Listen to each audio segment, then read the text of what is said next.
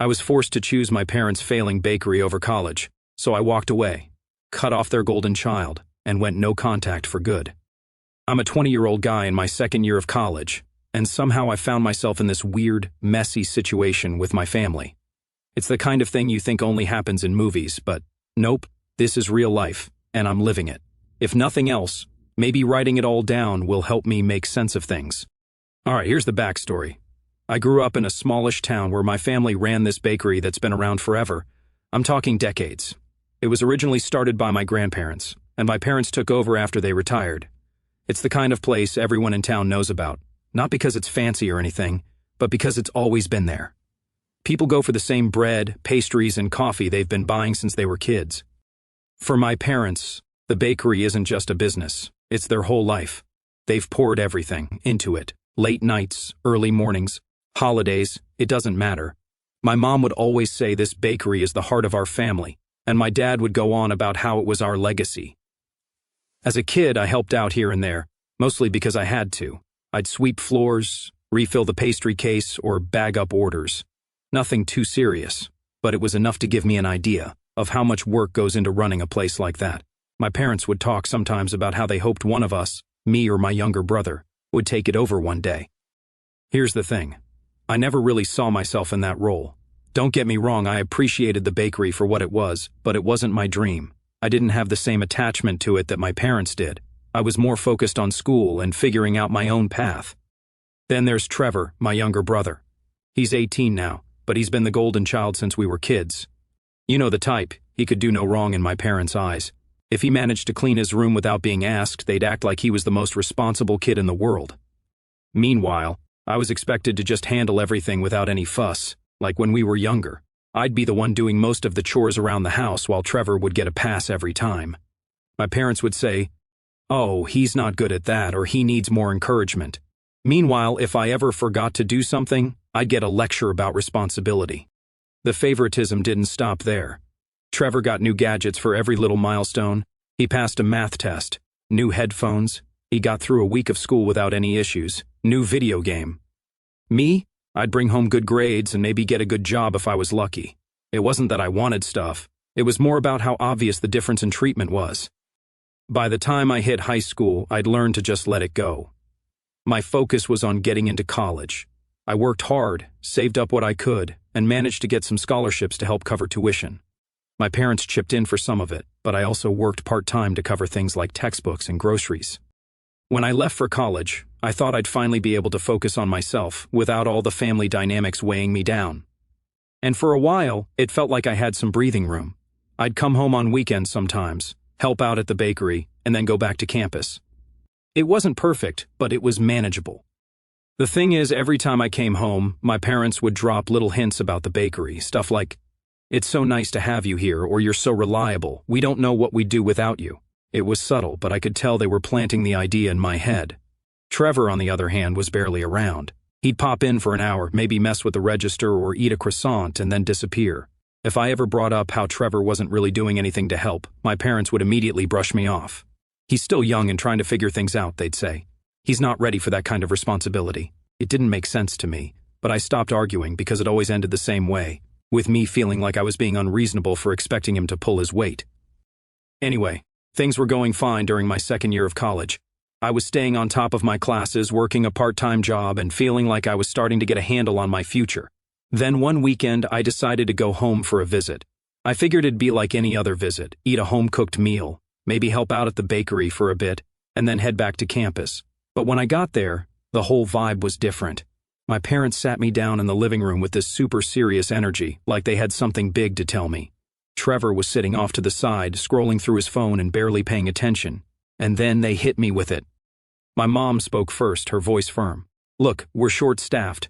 Your father and I can't handle it alone, and we've decided it's time for you to step up and take your place in the family business. We want you to drop out of college. The bakery needs you." I froze for a second, trying to figure out if I'd heard her right. My dad leaned forward, like he was doubling down before I even had a chance to respond. "Trevor's not ready yet. He's still figuring things out, but you're reliable, responsible. You've always been the one we could count on." I didn't know what to say at first. I wasn't sure if they were expecting me to smile and say sure, I'll just throw away everything I've been working for, or if they actually thought this was a reasonable request. Either way, I needed a second to let it sink in. Finally, I managed to ask, "You want me to what? Drop out of college?" My mom nodded, like it was the most logical thing in the world. "We need someone we can trust at the bakery full-time. We can't keep running it on our own, and hiring help isn't an option right now. You could go back to school later, maybe in a few years when things are more stable." I looked at Trevor, who was sitting there with his headphones half on, scrolling through his phone. He hadn't even looked up. "And what about him?" I asked, trying to keep my voice steady. "Why can't he help?" My dad jumped in before my mom could answer. "Trevor will help eventually, but he's still young. He hasn't figured out yet what he wants to do." I couldn't believe what I was hearing. "He's only 2 years younger than me," I pointed out. "Why does he get time to figure things out, but I don't? Why do I have to give up everything while he just hangs out?" Trevor finally looked up, smirking like this whole thing was some kind of joke. "I'm not really cut out for the bakery life," he said casually. "I've got bigger plans." I turned back to my parents, waiting for them to say something, anything, that made sense. Instead, my mom gave me this look like she was disappointed I wasn't immediately on board. "You know how much the bakery means to this family," she said. "We've sacrificed so much to keep it running and provide for you. It's time for you to give back." "Give back?" I repeated, my voice rising a little. "I've been working hard to build a future for myself. I've been paying for part of my own tuition, working part-time, keeping my grades up, and now you want me to just throw it all away because Trevor isn't ready? How is that fair?" My dad's face darkened. "This isn't about fairness," he said sharply. "It's about family. The bakery is our legacy. Without it, we have nothing." I felt my stomach twist. "Then hire someone," I said, trying to keep calm. "You don't need me to do this. There are plenty of people who'd love a job." My mom shook her head. "We can't afford to hire anyone right now. Things are tight, but if you come back and help, we can turn things around. We're not asking you to do this forever, just until we're back on our feet." I felt a surge of disbelief. "So you expect me to drop out of college and work for you without even getting paid? How does that make any sense?" I asked, my voice rising slightly. My dad's face flushed with anger. "You're so selfish," he snapped. "We've done everything for you, paid for your education, put food on the table, gave you a roof over your head. And now, when we need you, you're turning your back on us. You think the world owes you something just because you're in college?" That's when it hit me. They'd already made up their minds. This wasn't a discussion, it was an ultimatum. They weren't looking for my input, they were just waiting for me to fall in line. "I'm sorry," I said, my voice trembling as I fought to steady it, "but I'm not dropping out of college. I've worked too hard to get here. I'm not giving that up." My dad's expression hardened. "If you don't want to be part of this family, that's your choice," he said coldly.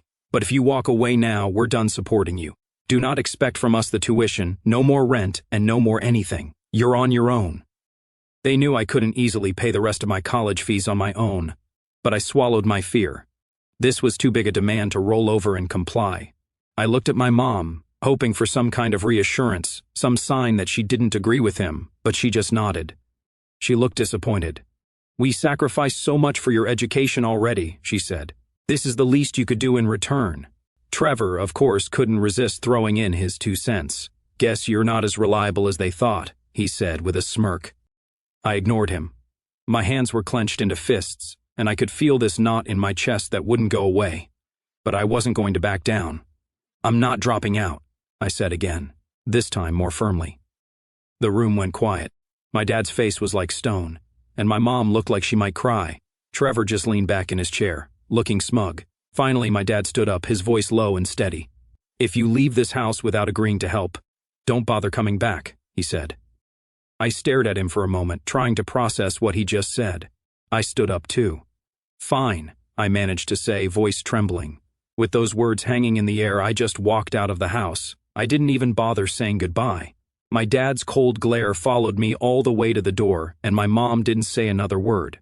I think part of me was waiting for her to call me back, to say they didn't mean it, but she didn't. The second I stepped outside, it felt like the weight of the whole conversation hit me. My heart was racing, and my hands were shaking.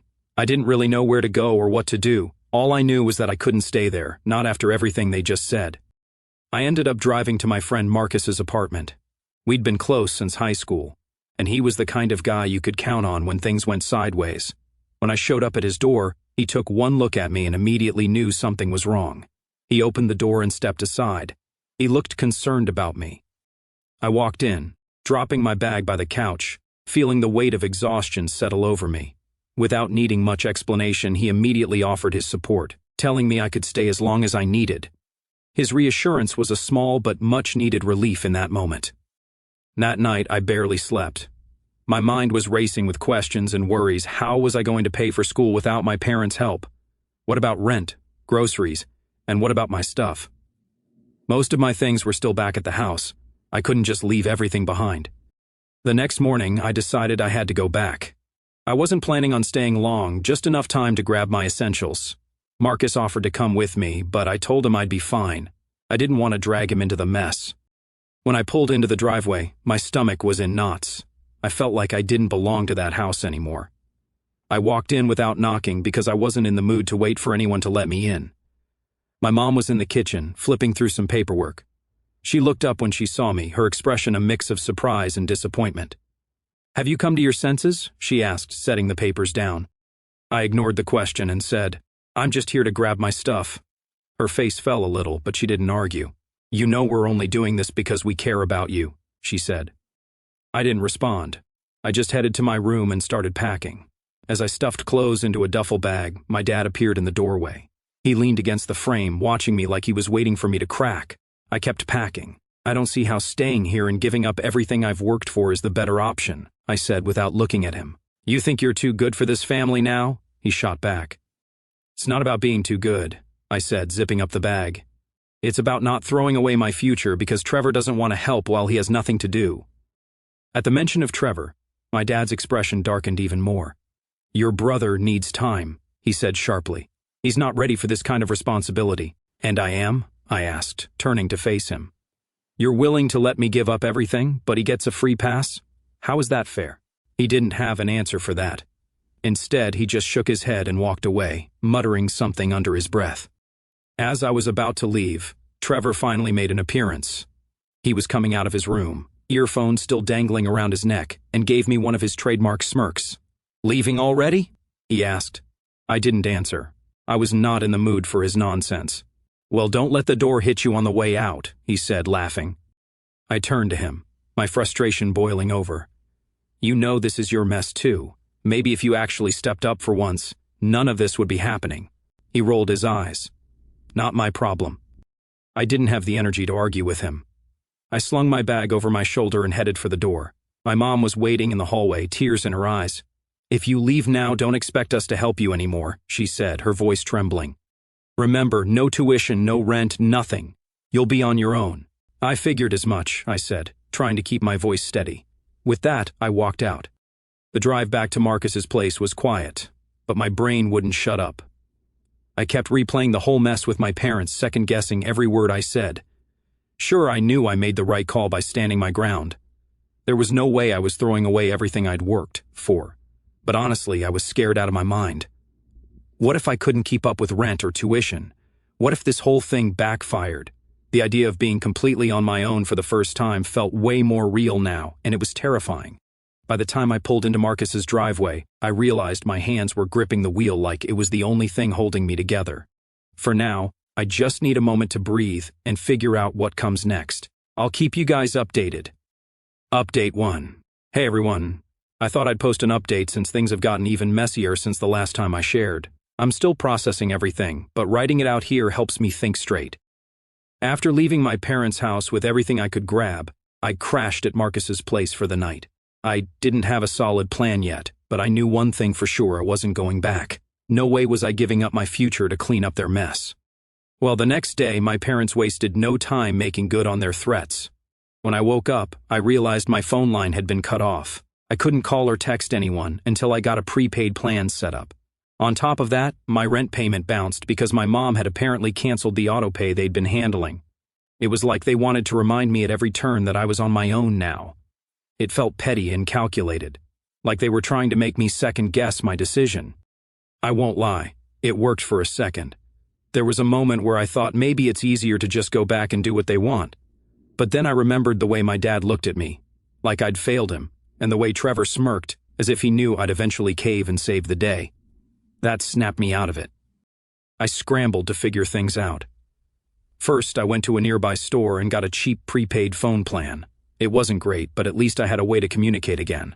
Then I started going through all my bank accounts and other bills to make sure my parents couldn't mess with anything else. I didn't realize how much they had access to until I started digging. It was overwhelming, but I couldn't afford to miss anything. By the end of the day, I'd managed to untangle most of it. Rent, utilities, my car payment, all of it was now in my control. It felt like I was cleaning up after a storm, but at least I was making progress.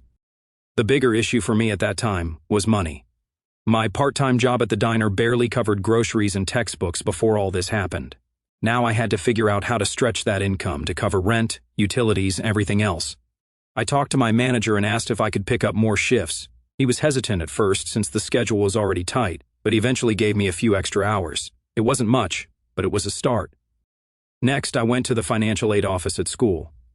Explaining my situation to them was tough. I hated feeling like I was begging for help, but they were surprisingly understanding. The advisor I spoke to helped me apply for an emergency scholarship and a small personal loan. It wouldn't cover everything, but it eased some of the pressure. Meanwhile, my parents started blowing up my social media since they couldn't reach me by phone anymore. They sent me a barrage of messages through Facebook and Instagram. My dad's messages were short and to the point, "You're being selfish, come back and fix this mess." My mom's were all about family and how I was tearing them apart. And then there was Trevor. He only sent one message, but it was enough to make my blood boil. "You're so stupid for not taking the easy path," he wrote. "You're just making your life harder for no reason." Easy path. This guy had the nerve to call it easy when he hadn't done a single thing to help the bakery. He had no idea what it was like to juggle school, work, and now all these unexpected bills. He was sitting at home doing nothing while I was out here trying to keep my head above water. To make things worse, my parents started spreading their version of events to the extended family. I found out through an aunt that my dad had been telling people I'd abandoned the bakery and left them in a tough spot. He painted me as this ungrateful kid who didn't care about the family or our legacy. My aunts and uncles on my dad's side completely bought into my parents' version of the story. They started messaging me, saying things like I needed to step up and do the right thing for the family. It was frustrating, but not surprising considering how close they are to my parents. A few cousins, though, were more skeptical and reached out to hear my side of things. I told them the truth. My parents wanted me to throw away my future so I could bail out Trevor, who wasn't even willing to lift a finger to help with the shop. Some of them believed me and said they understood, but others still seemed to think I was the selfish one, which stung more than I expected. It was exhausting. I felt like I was fighting battles on every front, financially, emotionally, and even with my own family's perception of me. I tried to stay focused on what I needed to do, but there were moments where it felt like too much. At one point, I overheard Marcus on the phone with someone, explaining my situation. When he hung up, he turned to me and said, "You know, you're doing better than most people would in your shoes." I didn't feel like I was doing well at all, but hearing him say that helped a little. Over the next few days, I started piecing together a plan. I made a strict budget and cut out every unnecessary expense. No more takeout, no streaming services, nothing that wasn't essential. I started looking into other part-time jobs that might pay better or give me more hours. Even with all that, it was clear I wasn't going to make it through the semester without some serious sacrifices. Tuition was still looming over me, and while the emergency scholarship and loan helped, they didn't cover everything. My parents kept sending messages, though the tone shifted slightly. My dad's messages stayed firm and demanding, but my mom's became more desperate. She wrote things like, "Trevor isn't handling the pressure well, and we really need you to come back before it's too late." They made it sound like the bakery was on the brink of collapsing. I don't know if that was true or just another manipulation tactic, but either way, it didn't change my decision. For now, I'm holding my ground and figuring things out step by step. I'll update you all again when I've got more to share. Update 2. Things have taken a wild turn since the last time I posted. I'm still trying to wrap my head around some of it, so picking up where I left off. Last time, I was scrambling to figure out how to stay afloat after my parents completely cut me off. So far, I'd managed to sort out my rent and switch to a prepaid phone plan, and I was juggling extra shifts at the diner while trying to keep up with classes. It was rough, but I was determined to make it work.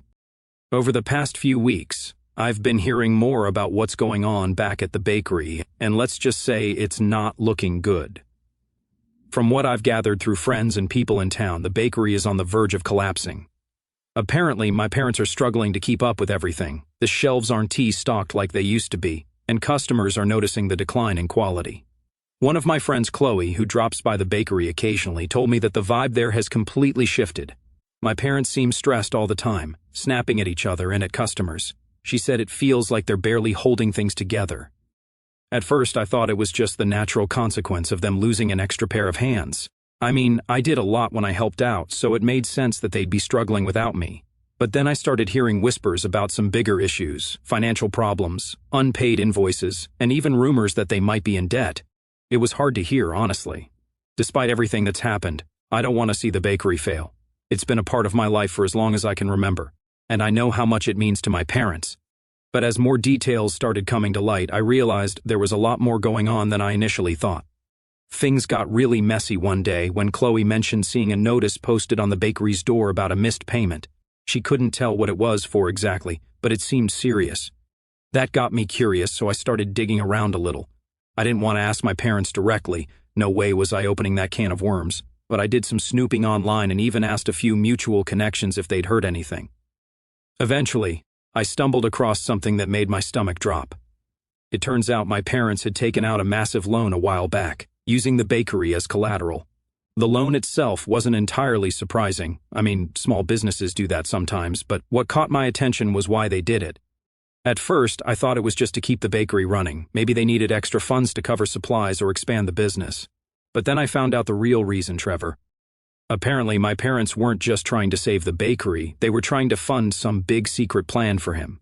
From what I can piece together, Trevor had convinced them he had these big plans and brilliant business idea. He wanted to start his own high-end gaming cafe. I don't even know how they listened to him. He had no real experience or qualifications to back it up. He's just cobbled together buzzwords and flash ideas from things he's seen online, assuming they'll make him rich. I found out about this when I came across some documents at Chloe's place. Long story short, she has a friend who used to work with my parents, and they shared some old paperwork that got left behind. One of the documents was a loan application that mentioned Trevor's name and outlined his vision for a new business. It gets worse. The loan wasn't just tied to the bakery.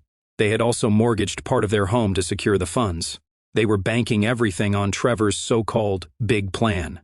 I couldn't believe it.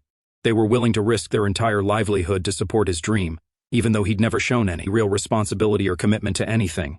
Looking back, it all started to make sense. The pressure they were putting on me to quit school and help at the bakery wasn't just about preserving the family business. It was about covering for Trevor's failure. They needed me to step in and keep the bakery running while they funneled money and resources into his project. I don't know why they didn't just tell me up front. Maybe they were embarrassed.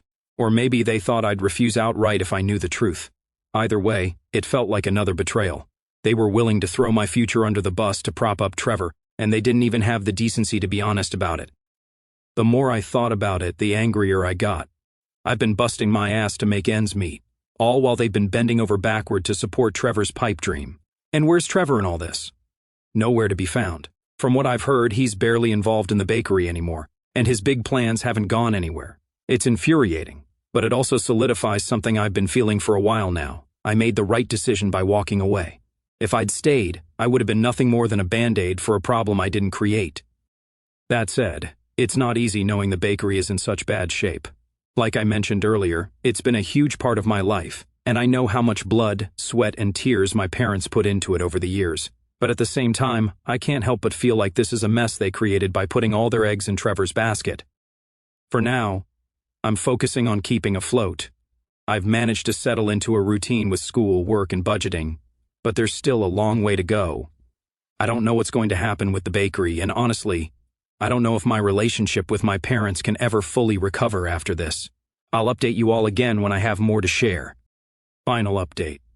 Hey again, this will probably be my last update. Things have escalated to a point where I've had to make some tough decisions, and I think it's time to finally close this chapter of my life.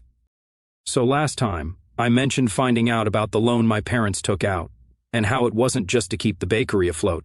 It was to fund Trevor's so-called big plans. That discovery alone was hard enough to process. I'd already been dealing with the fallout of being cut off and trying to piece my life together, and knowing that my parents were risking everything for Trevor while expecting me to sacrifice my future just made it worse. I hadn't spoken to my parents or Trevor directly since I left. Most of our communication had been through their guilt-laden messages on social media. But out of nowhere, my mom called me last week. She used a number I didn't recognize, probably because I'd blocked her main one, and I almost didn't answer. I wish I hadn't. She sounded tired and on the verge of tears, which threw me off right away. For a moment, I thought she was finally ready to apologize or at least acknowledge how unfair everything had been. But no. The first words out of her mouth were, "We need you to come back." I stayed quiet, letting her talk. She went on about how the bakery was in trouble and how Trevor's big opportunity hadn't worked out the way they'd hoped. She didn't go into much detail, but it was clear that whatever dream he'd sold them on had fallen apart. Then she hit me with, "Trevor's struggling," she said, her voice breaking. "He's not handling the pressure well. Your father and I are doing everything we can, but we can't do this without you." I couldn't believe what I was hearing. Even after everything, they were still prioritizing Trevor's needs over mine. They weren't calling to check on me or make amends. They just wanted me to come back and clean up their mess.